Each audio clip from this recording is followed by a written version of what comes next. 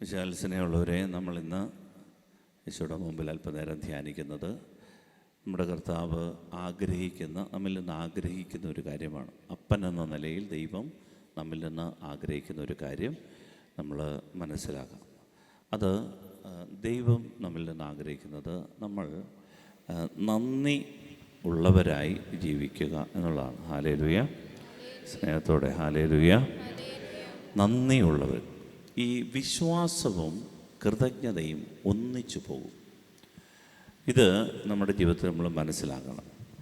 അതായത് നമുക്ക് വിശ്വാസമുണ്ട്, പക്ഷേ നമ്മൾ ദൈവത്തോട് നന്ദിയുള്ളവരാകുവാനും നമ്മുടെ സഹോദരങ്ങളോട് നമ്മുടെ ജീവിതത്തിൽ ദൈവം നമുക്ക് തന്ന പ്രിയപ്പെട്ടവരോടൊക്കെ നന്ദിയുള്ളവരായിരിക്കണമെന്ന് ദൈവം ആഗ്രഹിക്കുന്നു. ഇത് രണ്ടും ഒന്നിച്ചു പോകുന്ന ഒരു സംഭവം നമ്മൾ ഒന്ന് മനസ്സിലാക്കി ഈ ആത്മീയ പാഠം ഉൾക്കൊണ്ടുകൊണ്ട് നമുക്ക് ഇന്നത്തെ ആശീർവാദം സ്വീകരിക്കാം. ഹല്ലേലൂയ, സ്നേഹത്തോടെ ഹല്ലേലൂയ.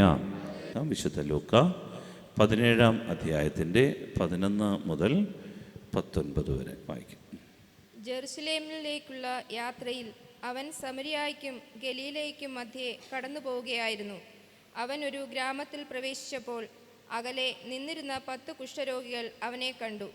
അവർ സ്വരമുയർത്തി, യേശുവേ, ഗുരു, ഞങ്ങളിൽ കനിയണമേ എന്ന് അപേക്ഷിച്ചു. അവരെ കണ്ടപ്പോൾ അവൻ പറഞ്ഞു, പോയി നിങ്ങളെ തന്നെ പുരോഹിതന്മാർക്ക് കാണിച്ചു കൊടുക്കുവേൻ. പോകും വഴി അവർ സുഖം പ്രാപിച്ചു. അവരിൽ ഒരുവൻ താൻ രോഗവിമുക്തനായി എന്ന് കണ്ട ഉച്ചത്തിൽ ദൈവത്തെ സ്തുതിച്ചുകൊണ്ട് തിരിച്ചു വന്നു.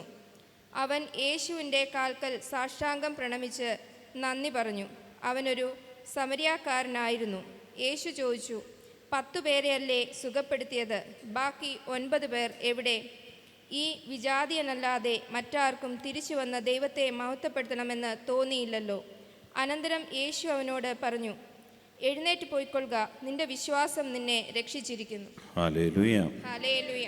2 വാക്യങ്ങൾ നമ്മൾ ശ്രദ്ധിക്കണം. 2 വാക്യങ്ങൾ. ഒന്ന്, അവരിൽ ഒരുവൻ താൻ രോഗവിമുക്തനായി എന്ന് കണ്ട് ഉച്ചത്തിൽ ദൈവത്തെ സ്തുതിച്ചുകൊണ്ട് തിരിച്ചു വന്നു. അവൻ യേശുവിൻ്റെ കാൽക്കൽ സാഷ്ടാംഗം പ്രണമിച്ച് നന്ദി പറഞ്ഞു. ഹല്ലേലൂയ, നന്ദി പറഞ്ഞു. ഹല്ലേലൂയ, നന്ദി. നമ്മുടെ മനസ്സിൽ നമുക്ക് ദൈവം ഒരു ഉപകാരം ചെയ്താൽ അത് മറ്റുള്ളവരോട് പറയാനും ദൈവത്തിന് നന്ദി പറയാനും നമുക്ക് കഴിയണം. ഹല്ലേലൂയ. ഇത് രണ്ടും പ്രധാനപ്പെട്ടതാണ്. നമ്മളിത് മറ്റുള്ളവരോട് പറയണം. ഞാൻ കരുതിയത് ഈ സാക്ഷ്യങ്ങളൊക്കെ പറയുന്നത് ഒരു കുറച്ചിലായിട്ട് ഞാൻ ഒരു കാലഘട്ടത്തിൽ കണ്ടിരുന്നു. ഞാൻ വിചാരിച്ചതൊക്കെ ഈ ധ്യാന കേന്ദ്രങ്ങളൊക്കെ മാർക്കറ്റ് ചെയ്യാൻ വേണ്ടിയിട്ട് അവരുടെ പബ്ലിസിറ്റിക്ക് വേണ്ടിയിട്ടൊക്കെ പറയുന്നതായിരിക്കും എന്നാണ് കരുതി. പക്ഷേ യഥാർത്ഥത്തിൽ അതല്ല. യഥാർത്ഥത്തിൽ ദൈവത്തിൻ്റെ വീര്യപ്രവൃത്തികളോട് നമ്മുടെ ബന്ധമെന്ന് പറയുന്നത് അത് നന്ദി നിറഞ്ഞ ഹൃദയത്തോടെ പ്രഘോഷിക്കണമെന്നുള്ളതാണ്. ഹല്ലേലൂയ, വിശ്വാസത്തോടെ ഹല്ലേലൂയ. ഒന്ന് സ്വരമുയർത്തി പറഞ്ഞേ, ഹല്ലേലൂയ, ഹല്ലേലൂയ. ദൈവത്തിൻ്റെ പ്രവൃത്തികളെ നമ്മൾ നന്ദിയോടെ കാണണം. അത് മറ്റുള്ളവരുടെ മുമ്പിൽ പ്രഘോഷിക്കണം. ഇത് ദൈവത്തിൻ്റെ ആഗ്രഹമാണ്. പ്രിയപ്പെട്ട ദൈവം നമ്മൾ 10-20 വർഷം മുമ്പ് നമ്മുടെ അവസ്ഥ, ഒരു 25-50 വർഷം മുൻപ് നമ്മുടെ വീടിൻ്റെ അവസ്ഥ, നമ്മുടെ കേരളത്തിൻ്റെ അവസ്ഥ, 100 വർഷം മുമ്പ് പെരിച്ചാഴിയെ ചുട്ടുതിന്ന് കപ്പമുട്ടവും അന്ന് കിട്ടാനില്ല, അതൊക്കെ കഴിച്ചുകൊണ്ട് ജീവൻ പിടിച്ചു നിർത്താൻ പാടുപെട്ട ഒരു കാലമുണ്ട്. 44 നദികൾ, അതിൽ 40 നദികൾ കുറുകയും 4 നദികൾ നെടുകയും ഒഴുകിയിരുന്ന ഈ കൊച്ചു കേരളത്തിൽ ഒരുപാട് തുരുത്തുകൾ ഉണ്ടായിരുന്ന, ജലജന്യ രോഗങ്ങൾ ഉണ്ടായിരുന്ന ഒരു കാലഘട്ടത്ത്, പട്ടിണിയും ദാരിദ്ര്യവും പരിവട്ടവുമായി കഴിഞ്ഞിരുന്ന ഒരു കാലഘട്ടത്തിൽ നമ്മളുടെയൊക്കെ പൂർവികർ കഷ്ടപ്പെട്ട് ജീവിച്ച് ജീവൻ പിടിച്ചു നിർത്താൻ കോളറയും മലേറിയയും മലമ്പനിയും ഒക്കെ വേട്ടയാടുന്ന, മുള്ളും മൂർഖനും പതിയിരുന്ന ഈ നാടുകളിലൂടെ ജീവൻ പിടിച്ചു നിർത്താൻ പാടുപെട്ടിരുന്നൊരു കാലഘട്ടത്തിൽ നമുക്ക്, എൻ്റെ പ്രിയപ്പെട്ടവരെ, ഒന്നുമില്ലാത്ത വറുതിയുടെ കാലഘട്ടമുണ്ടായിരുന്നു. അവിടെ നിന്ന് ഇന്ന് നമുക്കറിയാം, ഇവിടെ ഇരിക്കുന്ന എത്രയോ പേരുടെ മക്കൾ പ്രിയപ്പെട്ടവരൊക്കെ വിദേശങ്ങളിൽ എന്തുമാത്രം പണം സമ്പാദിച്ച് എന്തുമാത്രം നമ്മളെ ദൈവം ഉയർത്തി. ഹല്ലേലൂയ ഇല്ലേ? ഹല്ലേലൂയ. പ്രിയപ്പെട്ടവർ, ദൈവം ഒരുപാട് പൊതിഞ്ഞു പിടിച്ചില്ലേ? എന്തോരം അപകടങ്ങൾ ഉണ്ടാകാമായിരുന്നു. നമ്മൾ തന്നെ സൃഷ്ടിച്ചെടുത്ത നമ്മളുടെ തന്നെ ഒരുപാട് ദുരിതങ്ങളുണ്ട്, സ്വയംകൃത അനർത്ഥങ്ങളുണ്ടായിരുന്നു, നമ്മൾ തന്നെ വരുത്തി വെച്ച വിനകൾ ഒരുപാടുണ്ടായിരുന്നു. ദൈവം നമ്മുടെ ജീവിതത്തിൽ ഒരുപാട് ദൈവം നമ്മളെ വഴികാട്ടി നയിച്ചില്ലേ? വാടി തളർന്നപ്പോൾ പിടിച്ചുയർത്തിയില്ലേ? ഇത്രത്തോളം എത്തിച്ചില്ലേ? കഴിഞ്ഞ ദിവസം ഒരു ചേട്ടായി, ആ ചേട്ടായിക്ക് ഒരു വലിയ കഷ്ടപ്പാടുണ്ട്. അത് വന്ന് കരഞ്ഞ് ഇവിടെ വന്ന് കുറേ. അപ്പം ഞാൻ വിചാരിച്ചു, ദൈവം ഇത്രയും പാടാണോ ഈ പ്രശ്നം ഒന്ന് തീർക്കാൻ? കർത്താവ് അതിൻ്റെ മേലൊന്ന് ഇടപെടണമേ എന്ന് ആത്മാർത്ഥമായി ആഗ്രഹിച്ച് പ്രാർത്ഥിച്ചു. പിന്നെ നോക്കി കുറേ നാളത്തേക്ക് ചേട്ടായി കാണുന്നില്ല. അപ്പോൾ ചേട്ടായിയുടെ കൂടെ വന്ന ഒരു ഫാമിലി വന്നിട്ട് പറഞ്ഞു, ഞാൻ ചോദിച്ചു, ആ ചേട്ടായി ഇപ്പോൾ കാണുന്നില്ല, അതാ പ്രശ്നമൊക്കെ പരിഹരിച്ച് പോയച്ചാന്ന്. ആ ചേട്ടായി അവിടെ ഉണ്ട്. ആ പ്രശ്നം പരിഹരിക്കപ്പെട്ടതിന് ശേഷം ഒരു തവണ പോലും വന്ന് ദൈവത്തെ ഒന്ന് ആരാധിച്ച് നന്ദി പറയാൻ ആ മനുഷ്യൻ കൂട്ടാക്കിയില്ലല്ലോ എന്നോർത്തപ്പോൾ എനിക്ക് സങ്കടം തോന്നി. ഹല്ലേലൂയ. പ്രിയപ്പെട്ടവർ, ദൈവം ആഗ്രഹിക്കുന്ന ഒരു കാര്യമാണ്. ഇവിടെ 10 കുഷ്ഠരോഗികൾ, അന്നത്തെ കാലത്തെ കുഷ്ഠരോഗത്തിൻ്റെ അവസ്ഥയൊക്കെ നമുക്കറിയാം.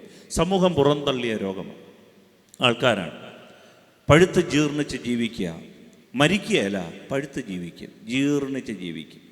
അഗ്രങ്ങളെ ബാധിക്കുന്ന രോഗമാണ്. വിരലുകൾ അറ്റുപോകും, മൂക്ക് അറ്റുപോകും, കൺപീലികൾ അറ്റുപോകും.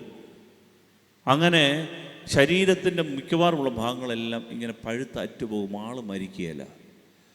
അങ്ങനെ ഒരു ഭാണ്ഡമായി ജീർണിച്ച് ജീവിക്കുന്ന ഈ മനുഷ്യനെ അടുത്തേക്ക് ഇങ്ങനെ ഒരു 10 പേര്, ഒരു ബറ്റാലിയൻ അങ്ങേ പറമ്പിൽ അങ്ങേ റോഡിനക്കരെ നിന്നുകൊണ്ട് വിളിച്ചു കൂവി പറഞ്ഞു, കർത്താവേ കനിയണമേ, കർത്താവേ കനിയണമേ. ഈശോയ്ക്ക് മനസ്സലിഞ്ഞിട്ട് അവരോട് പറഞ്ഞു, പോയി നിങ്ങളെ തന്നെ പുരോഹിതന്മാർക്ക് കാണിച്ചു കൊടുക്കുക എന്ന് പറഞ്ഞാൽ ധൈര്യമായിട്ട് പൊക്കുക. അവർ യേശു പറഞ്ഞത് അവർ വിശ്വസിച്ചു. 10 പേരും വിശ്വസിച്ചു. അവർക്ക് ഉറപ്പായിരുന്നു സൗഖ്യം അവർക്കുണ്ടാകും. സൗഖ്യത്തിൽ അവർ വിശ്വസിച്ചു, യേശുവിൽ അവർ വിശ്വസിച്ചു. പ്രിയപ്പെട്ടവരെ, അത് നമ്മുടെ ആത്മരക്ഷയുടെ ഒന്നാമത്തെ പടിയാണ്. യേശുവിൽ വിശ്വസിച്ചു. അതുകൊണ്ടാണ് അവർ 10 പേരും പുരോഹിതർക്ക് തങ്ങളെ തന്നെ കാണിച്ചു കൊടുക്കാൻ പോയത്. 5 പേര് പറഞ്ഞു, ഏയ് ഞങ്ങൾ പോകുന്നൊന്നുമില്ല. എന്തുകൊണ്ട് ഉറപ്പ്? പോകുന്ന വഴിയിൽ അവർ സുഖപ്പെട്ടു. പക്ഷേ അതിലൊരുവൻ മാത്രം, ഒരു സമരായക്കാരൻ, വിജാതി, തിരിച്ചു വന്നിട്ട് കർത്താവിൻ്റെ കാൽക്കൽ സാഷ്ടാംഗം പ്രണമിച്ചിട്ട് പറഞ്ഞു, താങ്ക് യു ഈശോയെ, താങ്ക് യു ഈശോയെ. ഉടനെ ഈശോ തൻ്റെ മാനുഷികമായ ദൈവവിളിയിൽ ഇങ്ങനെ പറഞ്ഞു, ബാക്കി 9 പേരെവിടെ? ദൈവം അത് ആഗ്രഹിക്കുന്നു. പ്രിയപ്പെട്ടവരെ, സൗഖ്യം നടക്കും, പക്ഷേ രക്ഷ കിട്ടുന്നത് ആർക്കാണെന്നറിയാമോ? സൗഖ്യത്തോടൊപ്പം കൃതജ്ഞതയുമുള്ളവർക്കാണ് രക്ഷ കിട്ടുക. കാരണം ഈശോ അവനോട് എന്താ പറഞ്ഞെന്നറിയാമോ? അവസാനം ഈശോ അവനോട് പറഞ്ഞു, നീ പൊയ്ക്കൊള്ളുക, നിന്റെ വിശ്വാസം നിന്നെ രക്ഷിച്ചിരിക്കുന്നു, നിനക്ക് രക്ഷ കിട്ടിയിരിക്കുന്നു. ബാക്കിയുള്ള 9 പേർക്കും സൗഖ്യം കിട്ടി. സൗഖ്യം കിട്ടുമെന്നേ, അനുഗ്രഹങ്ങൾ കിട്ടും. പക്ഷേ ദൈവം ആഗ്രഹിക്കുന്നതെന്നറിയാമോ? അനുഗ്രഹത്തിനപ്പുറത്തേക്ക് നമുക്ക് നന്ദി വേണം. നന്ദി.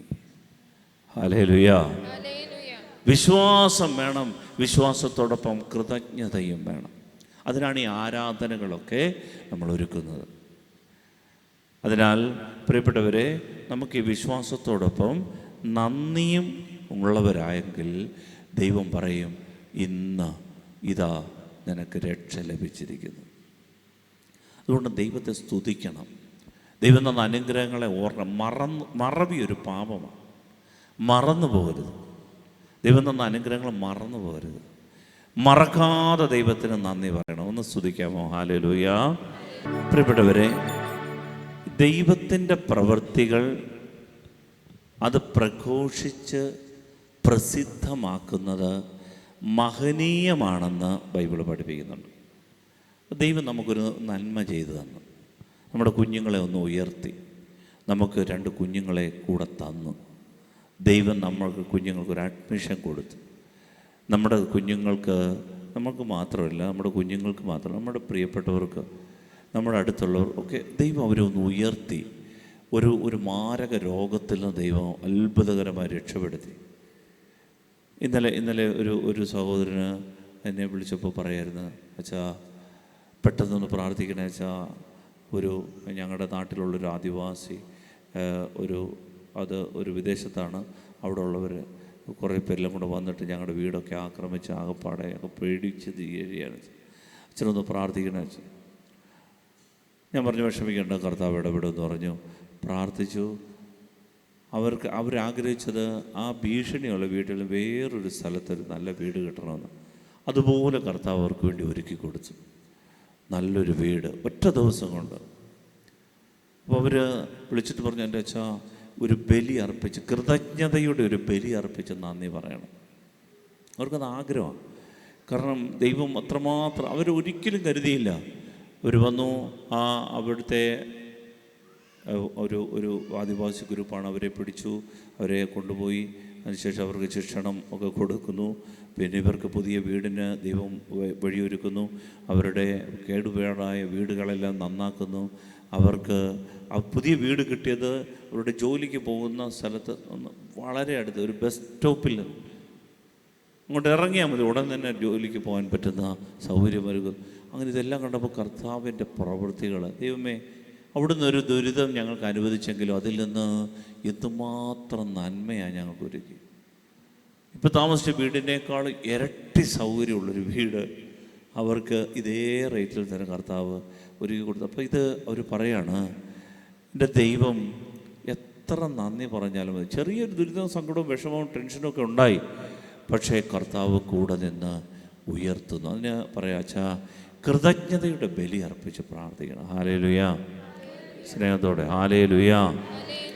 പ്രിയപ്പെട്ടവരെ, അദ്ദേഹം അവന് എണ്ണി ആ നന്മകൾ പറയുകയാണ്. എനിക്ക് ചെയ്തു തന്ന അച്ഛാ, തീർന്നില്ല അച്ഛാ, അങ്ങനെ ചെയ്ത അവർ വന്ന കണ്ണാടി എല്ലാം മാറ്റി വെച്ചാൽ, സാധാരണ ഇത് അങ്ങനെ ചെയ്തില്ല, ഞങ്ങളുടെ പൊട്ടിയ ലൈറ്റുകളൊക്കെ അവർ വന്ന് മാറ്റി വെച്ചാൽ, അവർ ഞങ്ങൾ 2-3 തവണ ഞങ്ങളെ വിളിച്ചാൽ, ഞങ്ങളെ ആശ്വസിപ്പിച്ചാൽ. അപ്പോൾ അവിടുത്തെ പോലീസിൻ്റെയൊക്കെ ഒരു പ്രത്യേകതയാണ്.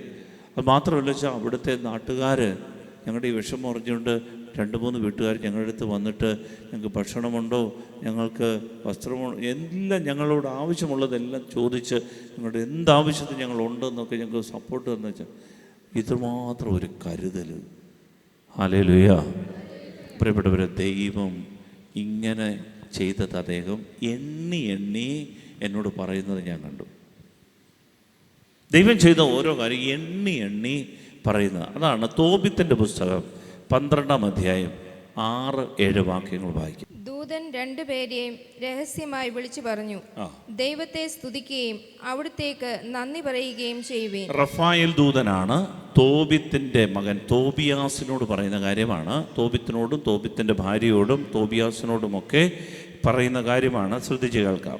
ദൂതൻ 2 പേരെയും രഹസ്യമായി വിളിച്ചു പറഞ്ഞു, ദൈവത്തെ സ്തുതിക്കുകയും അവിടുത്തേക്ക് നന്ദി പറയുകയും ചെയ്യുവേൻ. ദൈവത്തെ സ്തുതിക്കുകയും അവിടുത്തേക്ക് നന്ദി പറയുകയും ചെയ്യുവേൻ. അടുത്ത വചനം, അവിടുന്ന് നിങ്ങൾക്ക് ചെയ്ത നന്മയെ പ്രതി സകല ജീവികളുടെയും മുൻപിൽ അവിടുത്തെ മഹത്വപ്പെടുത്തുകയും. അവിടുന്ന് നിങ്ങൾക്ക് ചെയ്ത നന്മയെ പ്രതി സകല ജീവികളുടെയും മുൻപിൽ അവിടുത്തെ മഹത്വപ്പെടുത്തുകയും അവിടുത്തേക്ക് കൃതജ്ഞതയർപ്പിക്കുകയും ചെയ്യുവേൻ. അടുത്ത വചനം, ദൈവത്തിന്റെ പ്രവൃത്തികൾ പ്രഘോഷിച്ച് അവിടുത്തെ പുകഴ്ത്തുകയും അവിടുത്തെ നാമത്തിന് മഹത്വം നൽകുകയും ചെയ്യുന്നത് ഉചിതമത്രേ.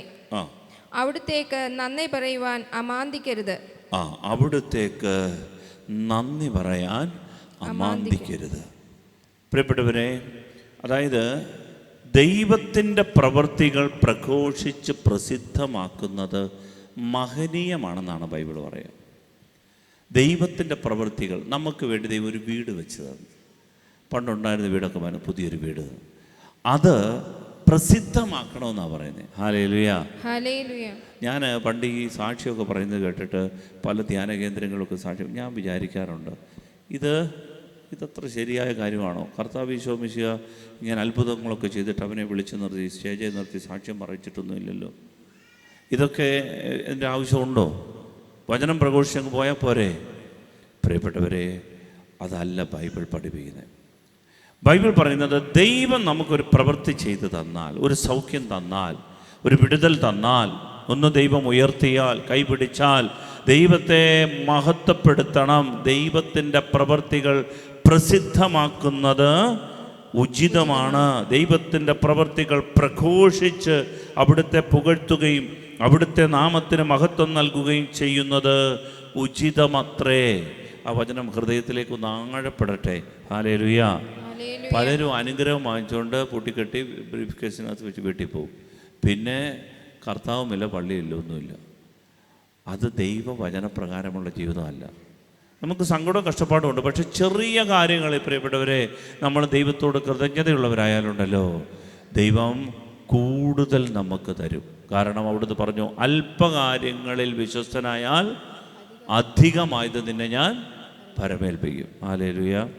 ഇപ്പം ഈ വചനം ഒന്ന് ഏറ്റു പറയാം. റഫായേൽ ദൂതൻ പറഞ്ഞു കൊടുത്ത വചനമാണ്. നമുക്ക് പറയാം, ദൈവത്തിൻ്റെ പ്രവൃത്തികൾ പ്രഘോഷിച്ച് അവിടുത്തെ പുകഴ്ത്തുകയും അവിടുത്തെ നാമത്തിന് മഹത്വം നൽകുകയും ചെയ്യുന്നത് ഉചിതമത്രേ. Hallelujah, hallelujah, hallelujah. സ്നേഹമുള്ളവരെ, ദൈവത്തെ മഹത്വപ്പെടുത്തണം. ദൈവത്തിൻ്റെ പ്രവൃത്തികൾ പ്രഘോഷിച്ച് പ്രസിദ്ധമാക്കണം. അതാണ് നമ്മളിപ്പോൾ വായിച്ചത്. 10 കുഷ്ഠരോഗികൾ, ഒരുവൻ തിരിച്ചു വന്നപ്പോൾ കർത്താവ് പറഞ്ഞു, ബാക്കി 9 പേരെവിടെ? നന്ദി പറയാനായി ഇവൻ മാത്രമേ വന്നുള്ളൂ. നന്ദി പറയണ്ടേ? നന്ദി പറയാത്തതെന്താ? ദൈവം ആഗ്രഹിക്കുന്നു. നമ്മുടെ നാവിൽ നിന്ന് ഇത് പറഞ്ഞ് കേൾക്കാൻ ദൈവത്തിന് ഭയങ്കര ഇഷ്ടമാണ്. ഹല്ലേലൂയ. സ്നേഹത്തോട് പറഞ്ഞേ ഹല്ലേലൂയ, ഹല്ലേലൂയ. അതുകൊണ്ട് ഈ ദൈവത്തിൻ്റെ നമ്മുടെ മനസ്സിൽ നിന്ന് പിശാച് ഒരു കള വിതച്ച് തരും. എന്താണെന്നറിയോ? ഇതിനകത്തൊന്നും കാര്യമൊന്നുമില്ല, ദൈവത്തിനെല്ലാം അറിയത്തില്ലേ, ഇത് ദൈവത്തിൻ്റെ ഡ്യൂട്ടിയല്ലേ, എനിക്ക് വേണ്ടുന്നതൊക്കെ തരിക എന്നുള്ളത്. അപ്പം ദൈവം ഇതിന് നന്ദി പറഞ്ഞില്ലെങ്കിലും അതിനകത്തൊന്നും കുഴപ്പമൊന്നുമില്ല. ഇങ്ങനൊരു കള പിശാച് വിതച്ച് തരും. നമ്മളെന്ത് ചെയ്യുമെന്നറിയാമോ? നമ്മൾ തമസ്കരിക്കും, നന്ദി പറയാം. പിന്നെയും നമ്മളിങ്ങനെ പാടാകൃതം പറഞ്ഞുകൊണ്ട് പരാതികളുടെ ലുത്തിനിയായും പാടിക്കൊണ്ടിരിക്കും. നമ്മളിങ്ങനെ പരാതികളിങ്ങനെ പറഞ്ഞുകൊണ്ടേ പ്രാർത്ഥിച്ചുകൊണ്ടേയിരിക്കും. ദൈവം തരുന്ന അനുഗ്രഹങ്ങളൊന്നും കാണാൻ പറ്റാതാവും. പ്രിയപ്പെട്ടവർ, ഏറ്റവും വലിയ അത്ഭുതം കാനായിൽ വെള്ളം വീഞ്ഞാക്കി നമ്മൾ കണ്ടു. വലിയ അത്ഭുതമാണ്. പക്ഷേ അതിലും വലിയ അത്ഭുതമല്ലേ ഒരു മുന്തിരിച്ചെടി നടുമ്പോൾ ആ മുന്തിരിച്ചെടിയുടെ വേര് ഭൂമിക്കടിയിൽ നിന്ന് വളവും വെള്ളവും വലിച്ചെടുത്തിട്ട് തണ്ടിലൂടെ അത് കൊണ്ടുവന്ന് ശാഖയിൽ എത്തിച്ചിട്ട് ശാഖയിലൊരു ചെറിയ പൂവത് കായായി അത് വളർന്ന് പാകമായി അതിങ്ങനെ പഴുത്ത് മുന്തിരിപ്പഴമായി. ആ മുന്തിരിപ്പഴം കൊണ്ടുവന്ന് ചക്കിലാട്ടി അതിൻ്റെ നീരെടുത്ത് 1 മാസം 2 മാസം 3 മാസം വലിയ ഭരണിയിൽ വെച്ച് കെട്ടി സൂക്ഷിച്ചു കഴിഞ്ഞിട്ട് എടുക്കുമ്പോൾ ഈ ഭൂമിയിലെ വെള്ളം എന്തായി മാറി? വീഞ്ഞായി മാറി. ഈ ഭൂമിയിലെ മഴവെള്ളം വീഞ്ഞായി മാറി. ഇതില്ലേ വലിയൊരു അത്ഭുതം? നമ്മളെപ്പോഴും നോക്കുന്നത് കാനായിലെ വെള്ളം വീഞ്ഞാക്കിയ അത്ഭുതമാണ്. നമ്മുടെ ജീവിതത്തിൽ ദൈവം ഓരോ ദിവസവും നമ്മളെ പരിപാലിക്കുന്നത് ഈ കണക്കല്ലേ? ഓരോ ദിവസവും ഇത്രത്തോളം എത്തിച്ചത് വലിയ അത്ഭുതമല്ലേ? നന്ദി പറയണ്ടേ? വിശുദ്ധ മർക്കോസിൻ്റെ സുവിശേഷത്തിലെ 5-ാം അധ്യായത്തിൽ ഈശോ ഗരസേനരുടെ നാട്ടിലെത്തി ഒരു ലെഗ്യോൻ ബാധിച്ച മനുഷ്യനെ സുഖപ്പെടുത്തുന്നുണ്ട്. ഈശോ അവനെ സുഖപ്പെടുത്തിയപ്പോൾ ഒരു വ്യൂഹം, ഒരു വലിയ കൂട്ടം അവനെ വിട്ടുപോയി. ലീജിയൻ എന്ന് പറഞ്ഞാൽ ഏതാണ്ട് 6000-ഓളം പിശാചുകൾ. 6000-ഓളം ഒരു മനുഷ്യന്. അപ്പോൾ ഈശോ അവന് സൗഖ്യം കൊടുത്തു. അവന് സുഖമായി വിടുതൽ കിട്ടി. അവൻ വെള്ള വസ്ത്രമൊക്കെ ധരിച്ച് അവനിങ്ങനെ സൗഖ്യപ്പെട്ട് നോർമലായിട്ട് ഇങ്ങനെ ഇരിക്കുന്നപ്പോൾ ഈശോ ശുശ്രൂഷ കഴിഞ്ഞ് തിരിച്ചു പോകാൻ നേരത്ത് അവൻ പറഞ്ഞു, യേശുവേ ഞാനൂടെ വന്നോട്ടെ. നീ എനിക്ക് ചെയ്തു തന്ന ഈ വലിയ അനുഗ്രഹം, എനിക്ക് സുബോധം തന്നു, ഞാനിത് നിൻ്റെ കൂടെ വരട്ടെ. അപ്പോൾ ഈശോ എന്താ പറഞ്ഞേ? ഈശോയ്ക്ക് മനസ്സിലായി അവനിലൊരു ദൈവീക വിളിയുണ്ട്, അവനൊരു ദൈവവിളി ഉണ്ടെന്ന് ഈശോയ്ക്ക് മനസ്സിലായി. ഈശോ അതറിഞ്ഞിട്ട് അവനോട് പറഞ്ഞതാണ്. മർക്കോസിൻ്റെ സുവിശേഷം 5-ാം അധ്യായത്തിൻ്റെ 19-ാം വാക്യം വായിക്കാം. എന്നാൽ യേശു അനുവദിച്ചില്ല. അവൻ പറഞ്ഞു, നീ വീട്ടിൽ സ്വന്തക്കാരുടെ അടുത്തേക്ക് പോകുക. കർത്താവ് നിനക്ക് വേണ്ടി എന്തെല്ലാം പ്രവർത്തിച്ചുവെന്ന്, എങ്ങനെ നിന്നോട് കരുണ കാണിച്ചുവെന്ന് അവരെ അറിയിക്കുക. അവൻ പറഞ്ഞു, നീ വീട്ടിൽ സ്വന്തക്കാരുടെ അടുത്തേക്ക് പോവുക. നീ വീട്ടിൽ സ്വന്തക്കാരുടെ അടുത്തേക്ക് പോവുക. നിൻ്റെ ബന്ധുക്കൾ, അയൽക്കാർ, നിൻ്റെ വീട്, സഹോദരങ്ങൾ, അവരുടെ മക്കൾ, നിൻ്റെ ഭാര്യ, നിൻ്റെ എല്ലാവരും വിളിച്ചു കൂട്ടുക. എന്നിട്ട് കർത്താവ് നിനക്ക് വേണ്ടി എന്തെല്ലാം പ്രവർത്തിച്ചുവെന്നും എങ്ങനെ നിന്നോട് കരുണ കാണിച്ചുവെന്നും അവരെ അറിയിക്കുക. ഹല്ലേലൂയ. ഈശോ അത് ആഗ്രഹിക്കുന്നുണ്ട്. കർത്താവ് നിനക്ക് വേണ്ടി എന്തെല്ലാം ചെയ്തുവെന്നും, പ്രിയപ്പെട്ടവരെ ഒന്ന് ആലോചിച്ചേ, കർത്താവ് നിനക്ക് വേണ്ടി എന്തെല്ലാം ചെയ്തു തന്നുവെന്നും എങ്ങനെ നിന്നോട് കരുണ കാണിച്ചുവെന്നും നീ ആരോട് പറയണം? നിന്റെ സ്വന്തക്കാരോട്, വീട്ടുകാരോട്, നിന്റെ അയൽക്കാരോട് പറയണം. ഹല്ലേലൂയ. അതുകൊണ്ട് ദൈവം ഇവിടെ ആരാധനയ്ക്ക് വരുന്നവർ എന്തെങ്കിലുമൊക്കെ അനുഗ്രഹങ്ങൾ കിട്ടാതെ പോവില്ല. പ്രിയപ്പെട്ടവർ, നിങ്ങൾ എന്ത് ചെയ്യണം? ഒന്നുകിൽ നിങ്ങൾക്ക് പറയാൻ പറ്റത്തില്ല, നിങ്ങളൊരു പേപ്പറിൽ എഴുതണം. എഴുതിയിട്ട് അത് പറയണം. പറ്റുന്നില്ലെങ്കിൽ അത് എന്നെ ഏൽപ്പിക്കണം, ഞാനത് പറയാം. കാരണം എന്താണെന്നറിയാമോ? ഇത് ദൈവത്തിൻ്റെ മനസ്സാണ്. നമുക്കറിയാം, ബൈബിളിൽ ഒരു സന്ദേശം നമുക്ക് തരുമ്പോൾ അത് വെറുതെ ഒരു സന്ദേശമല്ല, എൻ്റെ ജീവിതത്തിൻ്റെ സന്ദേശമാണ്. ഞാൻ അനുസരിക്കാൻ വേണ്ടിയിട്ടുള്ള ദൈവത്തിൻ്റെ ദൂതാണത്. അപ്പം അത് പ്രിയപ്പെട്ടവരെ പറയണം. അത് ദൈവം ആഗ്രഹിക്കുക, ദൈവത്തിൻ്റെ ഒരു ഇഷ്ടം നിറവേറ്റി കൊടുക്കുക നമ്മൾ. ഹല്ലേലൂയ. സ്നേഹത്തോടെ ഹല്ലേലൂയ, ഹല്ലേലൂയ. സങ്കീർത്തനത്തിൻ്റെ 78-ാം സങ്കീർത്തനം 1 മുതൽ 4 വരെയുള്ള വാക്യങ്ങൾ നമ്മൾ വായിച്ച് കേൾക്കാം.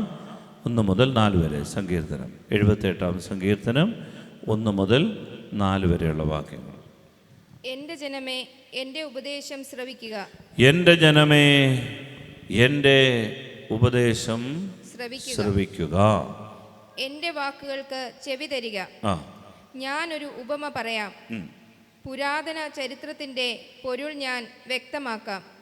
നാം അത് കേൾക്കുകയും അറിയുകയും ചെയ്തിട്ടുണ്ട്. പിതാക്കന്മാർ നമ്മോട് പറഞ്ഞിട്ടുമുണ്ട്. അവരുടെ മക്കളിൽ നിന്ന് നാം അത് മറച്ചു വെക്കരുത്. കർത്താവ് പ്രവർത്തിച്ച മഹത്തായ കാര്യങ്ങളും അവിടുത്തെ ശക്തി പ്രഭാവവും അത്ഭുത കൃത്യങ്ങളും വരും തലമുറയ്ക്ക് വിവരിച്ച് കൊടുക്കണം. Hallelujah, hallelujah, hallelujah, hallelujah. പ്രിയപ്പെട്ടവരെ, സങ്കീർത്തകൻ നമ്മളോട് ഉപദേശം തരികയാണ്. എൻ്റെ ജനമേ, ഈ ഉപദേശം ശ്രവിക്കണമേ. എന്നിട്ട് പറയുകയാണ്, നമ്മുടെ ദൈവമായ കർത്താവ് നമ്മളോട് ചെയ്തു തന്ന, നമ്മളിൽ പ്രവർത്തിച്ച, കർത്താവ് പ്രവർത്തിച്ച മഹത്തായ കാര്യങ്ങളും അവിടുത്തെ ശക്തിപ്രഭാവവും അത്ഭുത കൃത്യങ്ങളും വരും തലമുറയ്ക്ക് വിവരിച്ചു കൊടുക്കണം. Hallelujah, hallelujah. വിവരിച്ചു കൊടുക്കും. വെറുതെ പറഞ്ഞാൽ പോരാ. പ്രിയപ്പെട്ടവരെ, ദൈവം നമുക്ക് ചെയ്തു, നമ്മുടെ സഭയ്ക്ക് ചെയ്തു തന്ന, വീടിന് ചെയ്തു തന്ന, നമ്മുടെ കുടുംബത്തിന് ചെയ്തു തന്ന, നമ്മുടെ പിതാക്കന്മാർക്ക് ചെയ്തു തന്ന ചില കുടുംബങ്ങളൊക്കെ ഞാൻ ഓർക്കുന്നു. എന്തുമാത്രം ഉയർത്തിയിട്ടുണ്ട് അധ്യാപകരായിട്ട്. അവരുടെ തലമുറ മുഴുവൻ അധ്യാപകർ. ചിലരുണ്ട് പൗരോഹിത്യത്തിൻ്റെ അഭിഷേകമുള്ള കുടുംബങ്ങൾ. ചില ആളുകളുണ്ട് നയതന്ത്രപരമായിട്ട് ഉന്നതമായ ജോലി സ്ഥലങ്ങളിലേക്ക് ഉയർത്തുന്നവർ. ചില ആളുകളുണ്ട് അവരുടെ കൃഷി ഒരു തൊട്ട പൊന്നാകും. അവരുടെ വർഷങ്ങളായി ചില ബിസിനസ്സുകളൊക്കെ അതിങ്ങനെ തുടർന്ന് പോകാൻ ദൈവം ഇങ്ങനെ അനുവദിക്കുക. വർഷങ്ങളായിട്ട് അവരുടെ മക്കളെ, തലമുറയ്ക്ക് ദൈവം ഇങ്ങനെ അനുഗ്രഹിച്ച് ഉയർത്തിക്കൊണ്ടുവരിക. പ്രിയപ്പെട്ടവരെ, അങ്ങനെ ദൈവം ഓരോ കുടുംബങ്ങൾക്ക് ചെയ്തു തരുന്ന അനുഗ്രഹങ്ങളുണ്ട്. അത് അടുത്ത തലമുറയോട് വിവരിച്ചു കൊടുക്കണം, വിവരിച്ചു കൊടുക്കണം. വെറുതെ പറഞ്ഞാൽ പോരാ. അത് ഓരോന്നും എടുത്തെടുത്തെടുത്ത് പറഞ്ഞ്, ഉദാഹരണത്തിന് നമ്മുടെ വീട്ടിൽ ഇപ്പം ജോയിച്ചാൻ ഇവിടെ ഇരിപ്പുണ്ട്. ജോയിച്ചാൻ്റെ അമ്മാച്ചനെന്ന് പറയുന്നത് ആണ് ബെനഡിക്റ്റ് മാർ ഗ്രിഗോറിയോസ് തിരുമേനി. 40 വർഷം മലങ്കര സഭയെ നയിച്ച തിരുമേനിയാണ്. അപ്പോൾ ജോയിച്ചാൻ എന്ത് ചെയ്യണം? ജോയിച്ചാൻ്റെ തലമുറയ്ക്ക് അത് പറഞ്ഞു കൊടുക്കും. ദൈവം നമ്മുടെ കുടുംബത്തിൽ ഉയർത്തിയ പിതാവിലൂടെ സഭയെ 40 വർഷം നയിച്ചു. മോശ ജനത്തെ നയിച്ചതുപോലെ മലങ്കര സഭയെ നയിച്ച തിരുമേനി നമുക്കുണ്ടായിരുന്നു. ഇത് പ്രിയപ്പെട്ടവരെ ആരെങ്കിലുമൊക്കെ പറയുന്നല്ല, ജോയിച്ചാൻ അത് പറയണം. ഹല്ലേലൂയ. ജോയിച്ചാൻ്റെ വീട്ടിൽ അത് മറ്റുള്ളവരോട് അത് പറയണം, അടുത്ത തലമുറയോടത് പറയണം, പങ്കുവെക്കണം. അത് ദൈവം ആഗ്രഹിക്കുന്നു. നമ്മുടെ വീട്ടിൽ ഒരു ബ്ലെസ്സിങ് ദൈവം തന്നാൽ, ഒരു സൗഖ്യം തന്നാൽ, ഒരാളെ ഉയർത്തിയാൽ, നമ്മുടെ മക്കളെയൊക്കെ ഉയർത്തി പല സ്ഥലങ്ങളിൽ എത്തിച്ചു, നമ്മളത് പറയണം മറ്റുള്ളവരോട്. ഹല്ലേലൂയ. പ്രിയപ്പെട്ടവരെ, അപ്പോൾ നമ്മൾ വിചാരിക്കും, ഒയ്യോ ഇതും പറയരുത്, അസൂയ, കണ്ണ്. പ്രിയപ്പെട്ടവർ, ദൈവം ചെയ്ത ഒരു പ്രവൃത്തിയാണെങ്കിൽ അതിൻ്റെ മേൽ പിശാചിനോ ഒരു ദുഷ്ടശക്തിക്കോ കണ്ണിടാൻ പറ്റില്ല. Hallelujah, hallelujah. അതുകൊണ്ട് സന്തോഷത്തോടെ നമ്മൾ ദൈവവചനം അനുസരിക്കണം, വിവരിച്ചു കൊടുക്കണം, മനോഹരമായി വർണ്ണിച്ചു കൊടുക്കണം.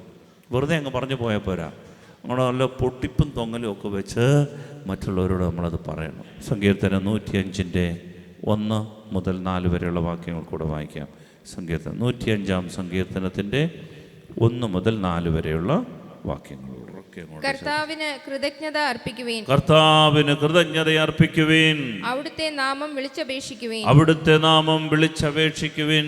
അവിടുത്തെ പ്രവൃത്തികൾ ജനതകളുടെ ഇടയിൽ ഉദ്ഘോഷിക്കുവേൻ. അവിടുത്തേക്ക് ഗാന ആലപിക്കുവേൻ, സ്തുതിഗീതങ്ങൾ ആലപിക്കുവേൻ. അവിടുത്തെ അത്ഭുതങ്ങൾ വർണ്ണിക്കുവേൻ, അവിടുത്തെ അത്ഭുതങ്ങൾ വർണ്ണിക്കുവിൻ എന്നാണ്. വർണ്ണിക്കുവിൻ വെറുതെ പറഞ്ഞാൽ പോരാ. ചിത്രകാരന്മാരൊക്കെ ഇങ്ങനെ ചിത്രമൊക്കെ നല്ല വർണ്ണിക്കത്തില്ലേ, കവിതകളൊക്കെ ഇങ്ങനെ വർണ്ണിക്കത്തില്ലേ, ഉപമകളിങ്ങനെ വർണ്ണിക്കത്തില്ലേ, അതിൻ്റെ പൊടിപ്പും തൊങ്ങലുമൊക്കെ വെച്ച് പറയുന്ന കണക്കെ പ്രിയപ്പെട്ടവരെ, ദൈവം നമുക്ക് ചെയ്തു തന്ന അനുഗ്രഹങ്ങളെ നമ്മൾ വർണ്ണിക്കണം. ദൈവത്തിൻ്റെ അത്ഭുത കൃത്യങ്ങളെ വർണ്ണിക്കണം. ഹല്ലേലൂയ. സ്നേഹത്തോട് പറഞ്ഞേ ഹല്ലേലൂയ. കർത്താവിന് കൃതജ്ഞത അർപ്പിക്കുവിൻ, അവിടുത്തെ നാമത്തെ വിളിച്ചപേക്ഷിക്കുവിൻ, അവിടുത്തെ അത്ഭുത പ്രവൃത്തികളെ ജനതകളുടെ ഇടയിൽ ഉദ്ഘോഷിക്കുവിൻ. അവിടുത്തേക്ക് ഗാനമാലപിക്കുവിൻ, സ്തുതിഗീതങ്ങൾ ആലപിക്കുവിൻ, അവിടുത്തെ അത്ഭുതങ്ങൾ വർണ്ണിക്കുവിൻ. ഹല്ലേലൂയ. ഇത് പ്രിയപ്പെട്ടവർ ദൈവത്തിൻ്റെ ഇഷ്ടമാണ്. അതുകൊണ്ട് നമ്മൾ ഇടയിലൊക്കെ സാക്ഷ്യങ്ങളൊക്കെ ഉണ്ടെങ്കിൽ അത് പറയുമ്പോൾ നമ്മൾ അവരെ കർത്താവിൻ്റെ നാമത്തിൻ്റെ മഹത്വം പാടിക്കൊണ്ട് കൈരങ്ങൾ അടിച്ച് കർത്താവിന് മഹത്വം കൊടുക്കണം, ദൈവത്തെ നന്ദി പറയണം. അങ്ങനെ ഒരു ജനത ഉണർന്നാലുണ്ടല്ലോ, ദൈവം ഇറങ്ങി വന്നവരുടെ ഇടയിൽ ഒത്തിരി വീര്യപ്രവൃത്തികൾ ചെയ്യും. ഹല്ലേലൂയ. സ്നേഹത്തോട് പറ ഹല്ലേലൂയ. അതുകൊണ്ട് അങ്ങനെ അതൊരു സംസ്കാരമാണ്, ഒരു കൾച്ചറാണ്. ഇനി മറ്റുള്ളവരോടാണെങ്കിലും നമ്മൾ ഒരു വാക്ക് നന്ദി, താങ്ക് യു കേട്ടോ, നമുക്കൊരു ഗ്ലാസ് വെള്ളം കൊണ്ട് തന്ന താങ്ക് യു, അത് മറ്റുള്ളവരോട് പറയാൻ നമുക്ക് സാധിക്കും. നമ്മുടെ പ്രിയപ്പെട്ടവരും ഉറ്റവരും വീട്ടുകാരും ഭാര്യയും മക്കളും അവരോട് മാത്രം നമുക്കങ്ങ് ശത്രുതയാണ്. എന്നാൽ പുതുതായിട്ട് ആരെങ്കിലും വീട്ടിൽ വന്നു കഴിഞ്ഞാൽ എന്നാ മുഴുത്ത സ്നേഹമാണ്. ആരാവാം? അയ്യോ ആരാന്നാ തോന്നുന്നേ, വന്നാട്ട്, അയ്യോ വന്നേ, എവിടുന്നാ, ഇരുന്നാട്ട്, ചായ കുടിച്ചാണോ? എന്നാൽ ഇവിടെ ഒരാൾ കാട്ടിലെ കിടന്ന് ഏങ്ങനെ വലിച്ചു കിടക്കുക, തുള്ളി വെള്ളം കൊടുക്കുകയില്ല. എന്നാ വെളിയിന്ന് വലിയൊരു എന്നാ സന്തോഷം സ്നേഹം. പ്രിയപ്പെട്ടവരെ, നമുക്ക് ഈ പുതുമകളൊക്കെ കാണാൻ വലിയ കൗതുകം തോന്നും. നമ്മൾ നമ്മുടെ വീട്ടിലുള്ളവരോട് ഒരു വാക്ക് നന്ദി പറയാൻ, അവരെ നോക്കി ഒന്ന് ചിരിക്കാൻ, ഒരു സന്തോഷം പങ്കിടാൻ, ഒരു കുടുംബമായി നമ്മളിങ്ങനെ നമ്മുടെ സന്തോഷം പങ്കിട്ട് ജീവിക്കും. ഇതല്ലേ ദൈവം നമ്മൾ ആഗ്രഹിക്കുന്നേ. ട്രംപിനെ കണ്ടു കഴിഞ്ഞാൽ കൈ കൊടുക്കാൻ ആർക്കും പറ്റും. നരേന്ദ്രമോദി വന്നു കഴിഞ്ഞാൽ സാറേ എന്ന് പറഞ്ഞ്, വി.ഡി. സതീശൻ നമ്മുടെ മുഖ്യമന്ത്രി ചെന്ന് കഴിഞ്ഞാൽ എന്തൊരു സ്നേഹം പ്രകടിപ്പിക്കാം. പക്ഷേ നമ്മുടെ വീട്ടിൽ ഒരു സതീശൻ കിടപ്പുണ്ട്. നമ്മുടെ വീട്ടിലെ ഈ പാവപ്പെട്ട നമ്മുടെ സഹോദരങ്ങളൊക്കെ ഉണ്ടെന്നേ, കുറവും ബലഹീനതകളും.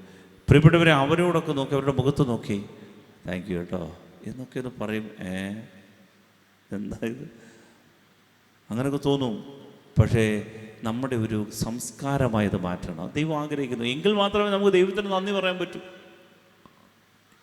അങ്ങനെ ഒരു സംസ്കാരം രൂപപ്പെട്ടെങ്കിൽ മാത്രമേ നമുക്ക് ദൈവത്തിൻ്റെ അത്ഭുത പ്രവൃത്തികളൊക്കെ വർണ്ണിക്കാൻ പറ്റൂ, നന്ദി പറയാൻ പറ്റൂ. അത് ദൈവം ആഗ്രഹിക്കുന്നുണ്ട്. നമ്മൾ ക്രിസ്തുവിലേക്ക് വളരണം. റമ്പാച്ചൻ എന്നും പഠിപ്പിക്കുന്ന കാര്യമാണ്, നമ്മൾ ക്രിസ്തുവിനോട് അനുരൂപപ്പെടണം. ക്രിസ്തുവിനോട് അനുരൂപപ്പെടണം.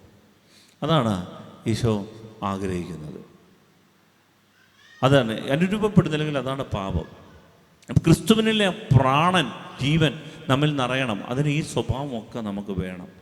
പടിപടിയായിട്ട് നമ്മൾ അവനിലേക്ക് വളരണം.